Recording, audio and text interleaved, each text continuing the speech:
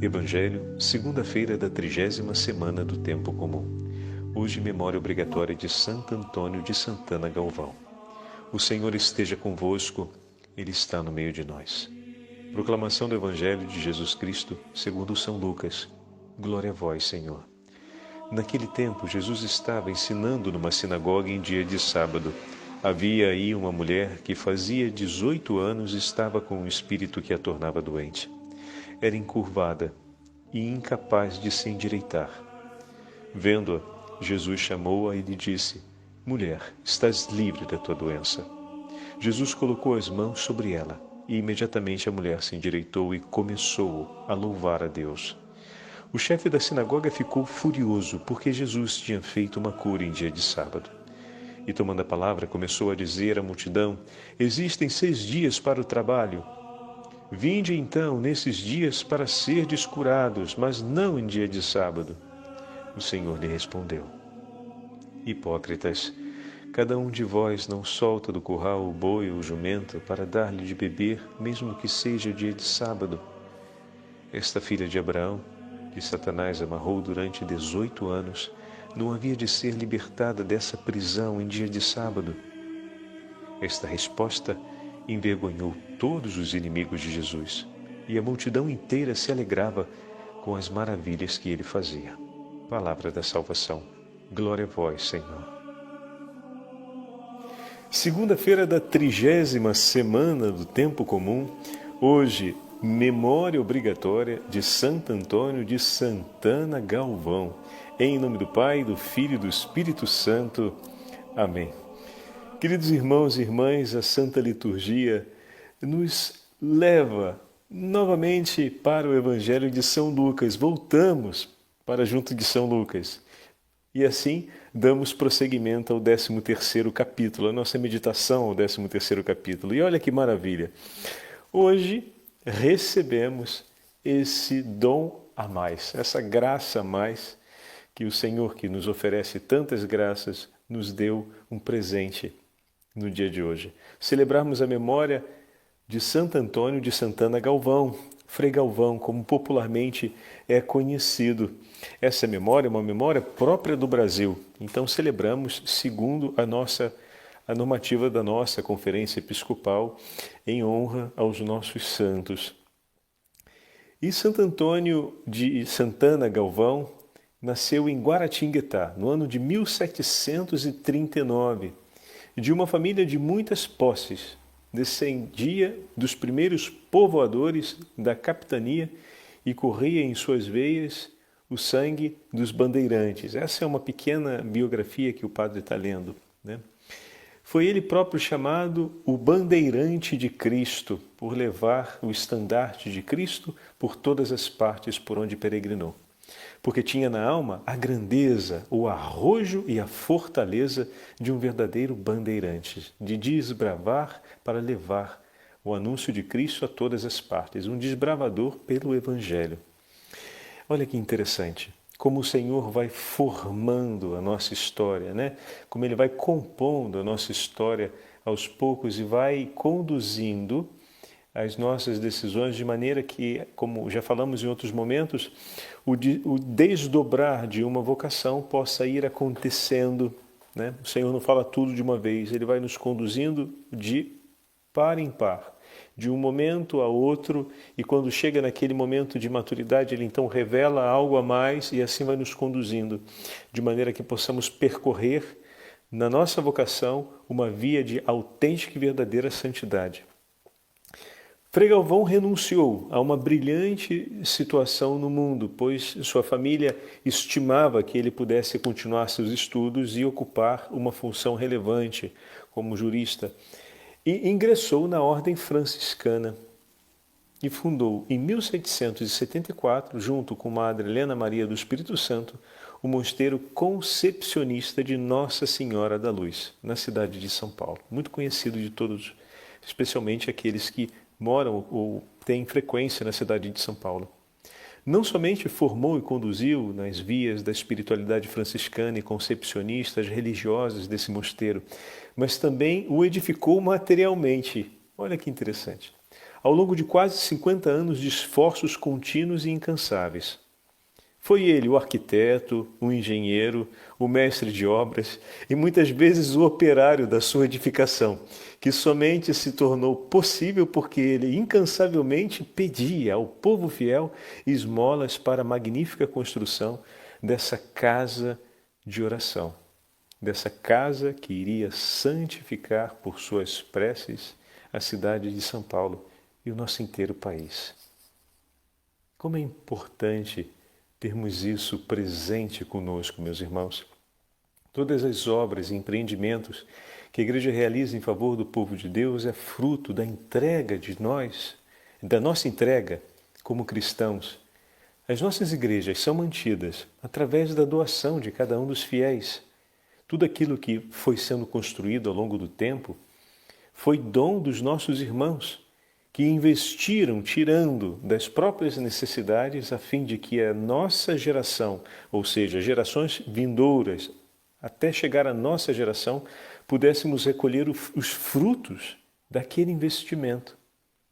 Então, a nossa basílica, o nosso santuário nacional em Aparecida, que obra magnífica, tudo veio do povo de Deus. A construção da imagem do Cristo Redentor, a construção das nossas igrejas paroquiais, a construção de tantos centros de assistência social, a construção de tantas escolas e tantos outros lugares, seja para o bem comum, seja para a obra de evangelização e seja para evangelizar na promoção do bem comum, tudo isso fruto de homens e mulheres que entregaram o seu suor, o seu tempo, a sua energia e os bens materiais que de Deus receberam para se tornarem um sinal da graça de Deus, da presença de Deus no meio de nós. O mosteiro construído permanece como um sinal no tempo, mas na eternidade, as preces e a vida de oração daquelas monjas que lá estavam ecoa para sempre. O mosteiro está no tempo. Aquilo que se viveu ao longo do tempo no mosteiro e se ofereceu a Deus está para toda a eternidade. Como pode uma obra tão pequena no horizonte do tempo gerar frutos tão grandes no horizonte da eternidade? Entenderam a relação? Às vezes fadigaremos tantíssimo e não será pouco para levantarmos a nossa igreja paroquial. Então, toda essa fadiga no tempo, que não é pouca, é muita, ela irá gerar tantos bens espirituais no tempo da eternidade e que ecoarão ao longo dos séculos. Porque quantas são as santas missas que foram celebradas desde a fundação da sua comunidade paroquial até hoje? Quantos foram os filhos de Deus batizados ali? Quantos foram aqueles que se casaram, que celebraram ali o sacramento do matrimônio? Mas quantas foram as almas que ali ouviram a pregação da palavra de Deus e se converteram? Quantos foram os filhos de Deus libertos de uma opressão de Satanás? Como o Evangelho de hoje nos fala, que viveram ali o seu sábado da libertação, como vai dizer São Clemente Papa, falando a respeito do domingo, o dia da libertação. Quantos e quantos homens e mulheres foram salvos pela misericórdia de Deus do caminho da perdição? Foram conduzidos outra vez para o seguimento de Jesus, tiveram a sua cegueira curada, tiveram a esperança renovada, com decisão encontraram a força para caminhar, seguindo os passos de Cristo, a estrada do Calvário, a estrada da cruz. E se imolaram com Cristo pela santidade de suas famílias. Quantos? Infinitos. Não conseguimos contar quantas foram essas almas e quantas foram as graças de Deus concedidas sobre o suor e o esforço daquela geração que sofreu para levantar aquela igreja, onde hoje nós estamos celebrando a Santa Missa. Olha que fantástico! E eu estou numa igreja do 1200, meus irmãos. Quando eu penso nisso, é de arrepiar. Aqui passou São Filippo Neri, aqui passou tantos outros peregrinos. São Vincenzo Pallotti passou por aqui, passaram tantos, porque essa era uma das 9 igrejas de peregrinação oficial em Roma. Então todos os peregrinos que do 1500 ao 1800 vieram a Roma, passaram por aqui para recolher as indulgências com um coração devoto, com uma alma cheia de temor a Deus, trouxeram aqui, a essa casa consagrada à Virgem Maria, o seu coração. Ora adolorato, ou seja, ora marcado pelas dores, ora transbordante de alegria. Chegaram aqui muitas vezes glorificando a Deus, como aquela senhora, e todo o povo de Deus glorificou. Na narração de Lucas, fazemos esse parêntese. Em relação ao texto de ontem, a cura de Bartimeu, Lucas acrescenta e glorificava o Senhor pelo caminho. É muito próprio de Lucas essa expressão, né? E hoje nós vemos que a multidão dá glórias a Deus e constrange os adversários de Jesus, porque Deus é abundante e soberano, triunfa. Lembram de ontem? Ele sempre triunfa. Triunfa sobre toda a falta de caridade, triunfa sobre toda a opressão que tenta fazer com que Deus seja submisso ao desejo do homem. Deus é soberano e quando Ele estende a sua mão por nós, como ontem ouvimos no livro do profeta Jeremias, na primeira leitura, recorda-te, Israel, eu te amo como um pai. Nossa, quando Ele estende a sua mão paterna por nós. Não há o que fazer, o inferno inteiro desmorona, porque é a mão do Onipotente que se lança em nossa direção para nos libertar e nos salvar. Quantas foram as almas, quantas foram as pessoas, muito bem, que entraram e que vieram ao longo desses séculos aqui e encontraram a mão de Deus que se estendeu por elas e as libertaram. E restituiu a esperança, a saúde e a vida aos seus corações. E assim também na sua igreja paroquial, em todas as partes onde a nossa igreja está. É essa a nossa história. E não podemos nos esquecer dela. E hoje, essa pequenina fração da longa narrativa da biografia de Frei Galvão nos ilumina tanto, porque diz que ele foi incansável. Ele lançou ali o seu suor. E a gente vê, bom, ele foi incansável, foi pedreiro, foi mestre de obra, foi engenheiro, foi tudo para a construção daquele convento, mas pelas irmãs, ele foi um grande padre espiritual. Ali, ele formou no caminho de santidade o coração daquelas santas mulheres. Recebeu tantas almas penitentes que suplicavam a Deus a misericórdia e foi por todos a mão estendida de Deus para que vivessem na liberdade dos filhos de Deus, renunciando a Satanás e professando a fé em Cristo Jesus. Olha que espetáculo! Foi incansável como pai do povo a ele confiado.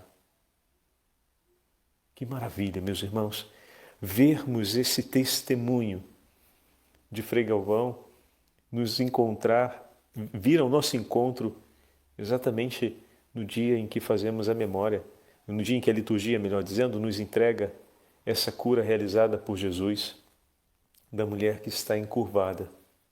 Há 18 anos sofria, e Jesus fala, há 18 anos sofria. Olha os frutos desse incansável apostolado de Frei Galvão sobre todo o Brasil.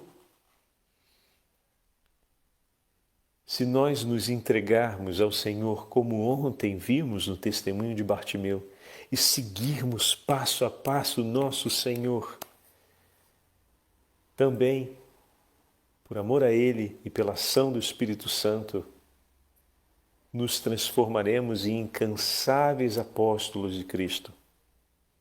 Que seja hoje um chamado forte para todos nós batizados, mas especialmente para os nossos seminaristas e religiosos que nos escutam, que nos acompanham, os sacerdotes e as religiosas que nos acompanham cotidianamente com as nossas meditações. Olha aí como se faz um santo, uma santa um santo sacerdote, uma santa religiosa, um homem realmente incansável, seguindo esse caminho de entrega que nos faz perceber o testemunho de São Galvão. Mas como assim, padre? Entre todos os cansaços e afazeres da construção de um convento, de um mosteiro, ele não se poupou e não colocou em medidas os cansaços e os afazeres pelo cuidado espiritual do povo de Deus. Foi incansável nas duas tarefas, mas sempre soube dar predileção ao cuidado espiritual. Tanto que os frutos espirituais se recolhem em abundância.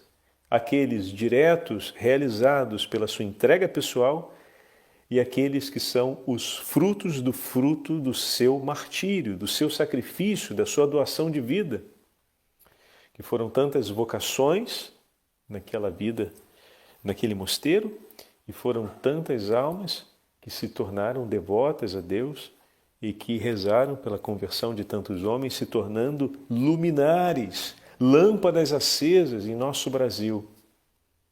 Então vejam, às vezes topamos com o, entre aspas, dilema de onde nos faremos incansáveis. E as exigências do tempo, as exigências históricas podem acabar confundindo-nos de que é preciso fazer-se incansável sobre a luta e a necessidade de aplicação e trabalho sobre as necessidades do tempo. São Frei Galvão não se deixou confundir. Foi incansável nas duas realidades, principalmente na realidade espiritual, porque aquela dali lhe dava forças para ser incansável na outra realidade. Como assim, padre? Cada vez que ele ia pedir esmola, vocês perceberam o texto? Cada vez que ele ia pedir esmola, ele está cumprindo o Evangelho. Cada vez que ele ia suplicar ao povo de Deus que ajudasse, ele estava vivendo a humildade, ele estava se entregando por amor a Cristo. Ele estava cumprindo ali uma das recomendações evangélicas penitenciais. A esmola, a caridade, cumprida pelos mais necessitados, apaga uma multidão de pecados, vocês se lembram? Então, mais do que correr atrás, como costumamos falar, dos haveres necessários para uma edificação material, ele estava recolhendo os tesouros da penitência evangélica. E junto com esse tesouro espiritual, que era recolhido por ele, vinham também os dons materiais que ajudavam ele a colocar-se também incansavelmente pela construção, pela edificação da obra que ficaria depois no tempo e na história pelo bem de tantas almas. Como é importante esse discernimento ser claro para a gente, rapazes, sobretudo os seminaristas e os religiosos que estão no processo de formação. Isso precisa ficar claro, para a gente não meter os pés pelas mãos na hora de enfrentarmos a realidade pastoral e terminarmos, por fim, nos dispersando da nossa identidade e levando à ruína a estrada da nossa vocação. Porque a perseverança na vocação, ela é fruto da aliança com Deus. Então, é importante que essa realidade seja defendida e vivida em toda a sua plenitude, e não de maneira parcial, senão também gera dispersão. E vejam, hoje no Evangelho, que delicadeza o gesto do Senhor. Ouçamos de novo esse trecho inicial Ele estava ensinando numa das sinagogas de sábado. Versículo 10. Jesus está ensinando, mas os seus olhos estão atentos a tudo o que se passa ali. O que faz perceber que o ensinamento e a vida estão intimamente ligados. Como ensinar sobre a misericórdia sem ser misericordioso. Como recordar a providência e o amor de Deus sem fazer-se amor pelo próximo. Como ensinar o temor a Deus sem se tornar piedoso. Como olhar para transmitir a eles, a toda aquela multidão ali, transmitir a eles a misericórdia de Deus por eles, sem ter consigo um olhar capaz de misericórdia. Olha que grande chamada para todos nós, meus irmãos. Ensinamento e vida se encontram. Versículo 11. E eis que se encontrava lá, no meio daqueles que a ouviam, uma mulher. Atenção. Possuída havia 18 anos por um espírito que a tornava enferma. Aquela mulher estava ali e trazia sobre si o peso de um sofrimento que era notório, porque afinal ela era encurvada, todos percebiam que tinha algo que não estava bem. Mas o Senhor olhava para além da realidade física, que era uma aflição para ela, olhava aquela realidade espiritual que talvez já não fosse nem mais importante aos olhos dos que estavam à volta, e que em alguns momentos poderia parecer na experiência de vida dela que não tem uma relevância tão grande. Olha que interessante, ela está ali a orar, traz sobre si um sofrimento, mas naquele momento espera em Deus. E o que acontece? Jesus a percebe. Estava inteiramente curvada e não podia de modo algum endireitar-se. Lucas marca, o que significa que ela não podia levantar a cabeça. É quase a atitude de um escravo.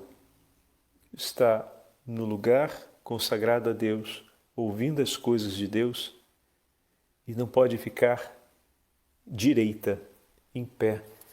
A postura do homem ressuscitado, a postura do orante é estar de pé. Eis que o cordeiro está imolado com o peito ferido, mas de pé. Endireitar-se, ficar outra vez de pé, ereto. A atitude do homem que está em prontidão. Ela não conseguia mais estar assim, estar inteira. E isso, agora melhorando o que eu tinha acabado de falar, é como se já fosse algo aceitado. Até porque a situação não permitia que ela fizesse de maneira diferente. Então, olha que imagem simbólica bonita. Essa cura a colocou outra vez de pé, direita, sobre as próprias pernas, com a cabeça erguida para glorificar a Deus. Toda vez que o Senhor nos perdoa e nos concede a graça da sua misericórdia, é para erguermos a nossa cabeça não com arrogância, para desejar de novo a vida que queremos ter, o que acreditamos que seja meritória, mas para glorificarmos a Deus. Se a nossa cabeça é inclinada à terra por conta de nossos muitos pecados, ou então pela opressão do inimigo, quando por fim o Senhor nos liberta e nos perdoa, erguemos a cabeça para render glórias a Deus e para a confusão dos adversários de Cristo. Que bonito isso, né? Nossa, fantástico. E o Senhor estende a sua mão, então agora vem toda parte e a cura. No mesmo instante ela se endireitou e glorificava a Deus. Queria pegar agora com vocês as palavras que São Clemente escreve a respeito desse delicado texto, que ela é muito, muito bonita. São simples. Ele escreve assim, perdão, eu falei São Clemente, mas me equivoquei.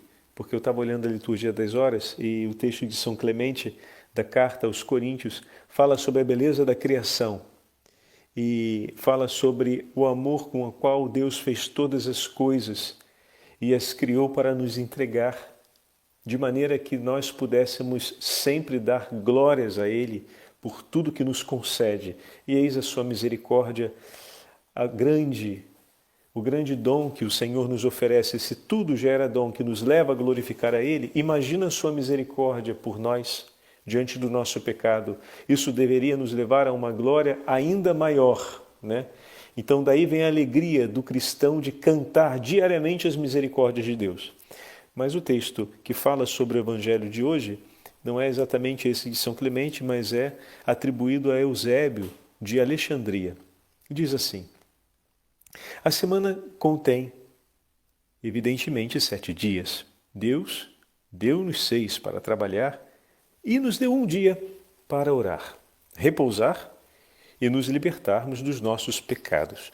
Olha que interessante, estamos no século V, olha o valor do domingo apresentado por um autor cristão no V século e veja qual é o valor que nós estamos atribuindo ao nosso domingo. A gente inverteu a coisa toda, né? Vem primeiro o repouso, depois o que me interessa, bom, a gente já falou disso em outros momentos, né? Deus deu-nos 6 dias para trabalhar e um dia para orar. Domingo, o dia da oração, o dia do recolhimento. Repousar e nos libertarmos dos nossos pecados. Portanto, se tivermos cometido faltas nesses 6 dias, podemos repará-las no domingo, reconciliando-nos com Deus. E ontem eu fazia a homilia aqui na paróquia e observava, às vezes, usaram a fórmula do ato penitencial, o Senhor tem de piedade de nós, Cristo tem de piedade de nós, e tem de piedade de nós, Senhor, porque somos pecadores, manifestai a vossa graça e dai-nos o vosso perdão. Então, o texto falava várias vezes, tem de piedade de nós, Senhor. Depois no Glória nós cantamos e as preces da comunidade também era: Jesus, Filho do Deus vivo, tem de piedade de nós. Quantas vezes ao longo do domingo suplicamos ao Senhor a piedade? Extraordinariamente nesse último domingo, como eu comentava com os paroquianos aqui, mas ordinariamente em todos os domingos, domingo é o dia da reconciliação com Deus. Olha que fantástico, o dia que nos é proposto por Ele. Vem cá, vamos fazer as pazes. Vai, pois, de manhã, escreve Eusébio de Alexandria, vai, pois, de manhã, à igreja de Deus, aproxima-te do Senhor, da casa que foi preparada para ti, para lhe confessares os teus pecados e entregar-lhe a tua oração e o arrependimento de teu coração contrito. Assiste a sagrada e a divina liturgia, termina as tuas preces, não saia antes do envio da assembleia e de missão, ou seja, não saia antes da bênção. Contempla o teu Senhor quando Ele estiver a ser partilhado e distribuído, sem ser destruído. E se a tua consciência estiver pura e sem pecado, avance e comunga o corpo e sangue do Senhor. Se pelo contrário ela te condenar por atos culpáveis e maus, não uses comungar antes que tenhas purificado pelo arrependimento o teu coração. Arrepende-te diante do seu Senhor, que falará contigo por meio do Evangelho com docilidade, para que confies e tudo entregues a Ele. Este dia foi-te oferecido para a oração e para o repouso, para que possas repousar o teu coração em Deus. Este é o dia da vitória do Senhor. Cantemo-nos e alegremo-nos nele. Glorifiquemos aquele que ressuscitou neste dia, bem como o Pai e o Espírito Santo, agora e sempre, pelos séculos dos séculos. Amém. Eita ferro! Que texto formidável! Deu vontade de voltar e viver o domingo de novo. Calma, está chegando o próximo. Já está vindo. Vamos com esse entusiasmo viver a semana para bem celebrarmos o próximo domingo. O Senhor esteja convosco. Ele está no meio de nós. Pela intercessão de São Clemente e da Santíssima Mãe de Deus, abençoe-vos o Deus Todo-Poderoso, Pai, Filho e Espírito Santo. Amém.